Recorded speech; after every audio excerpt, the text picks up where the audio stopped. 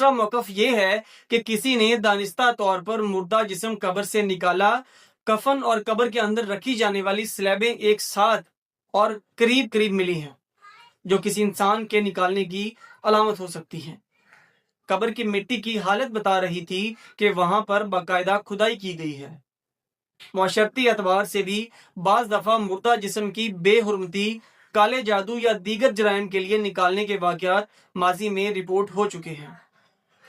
किसी इंसान का मुर्दा जिस्म कब्र से निकालना बहुत बड़ा जुर्म है और एक खतरनाक तरीन अमल भी है। अमूमन ऐसे कामों में शोर या शवाहिद, पाँव के निशान, औजार या ऐसी कोई चीज मिल जाती है जिससे कातिल तक या उस जालिम दरिंदे तक पहुंचा जा सके जिसने ये जब्त किया होता है।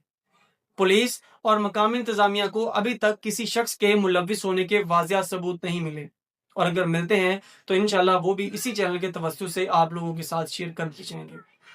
नाज़रीन, आज के ब्लॉग के बारे में आप लोगों की क्या राय है, अपनी राय का इज़हार कमेंट्स बॉक्स में जरूर कीजिएगा। तो मिलते हैं इंशाल्लाह किसी अगली वीडियो में, और अगर आप लोगों ने अभी तक चैनल को सब्सक्राइब नहीं किया तो चैनल को सब्सक्राइब भी कर लें। मिलते हैं किसी अगली वीडियो में, तब तक के लिए अल्लाह हाफ़िज़।